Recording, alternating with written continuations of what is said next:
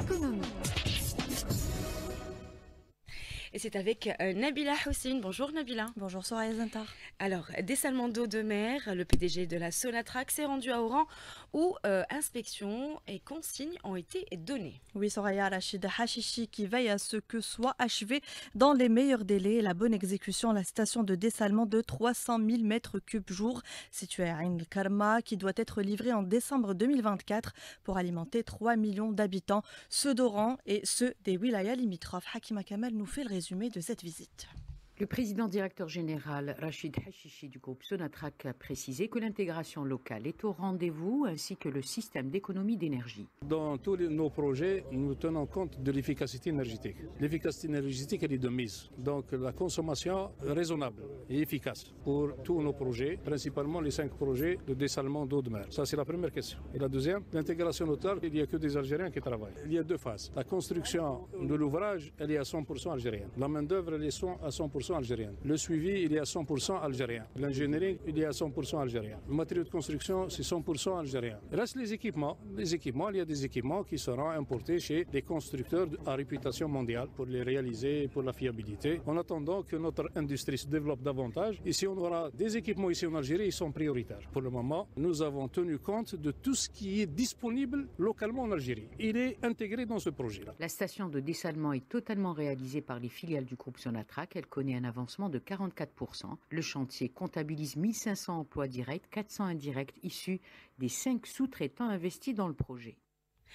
7h16, numérisation du secteur des finances. Le chantier tire-t-il à sa fin, Nabila Houssine? Les directions des domaines des impôts et des douanes sont parvenues à concrétiser un processus de numérisation conformément aux recommandations du président de la République et qui auront sans doute des retombées considérables sur l'activité économique en général et les contribuables en particulier. Soraya, le secteur des douanes est dématérialisé. Toutes les opérations de dédouanement sont aujourd'hui réalisées à distance. C'est valable également pour le secteur des impôts.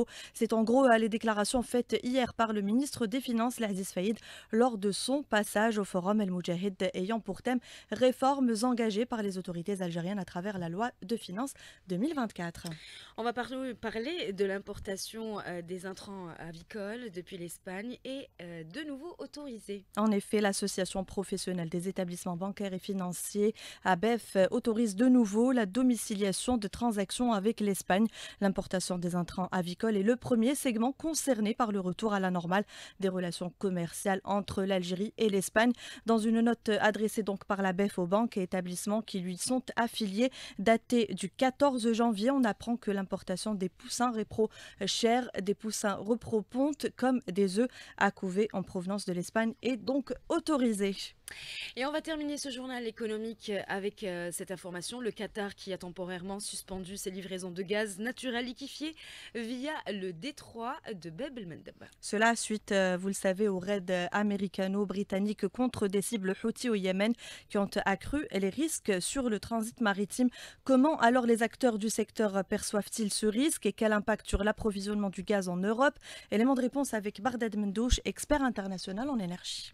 Cette situation va obliger les navires qataris de contourner le cap de Bonne-Espérance, au sud de l'Afrique, en mer qui contourne l'Afrique du Sud.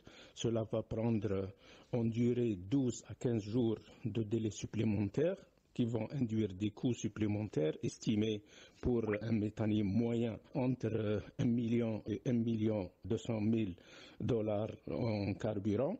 Mais si cette situation dure au-delà d'un mois, le niveau des stocks européens pour chaque pays qui a des contrats d'approvisionnement en gaz en provenance du Qatar vont descendre et chaque pays sera obligé d'avoir recours à d'autres acteurs en gaz, à d'autres pays exportateurs. Et en particulier pour l'Italie et la France, ils vont se tourner certainement vers l'Algérie.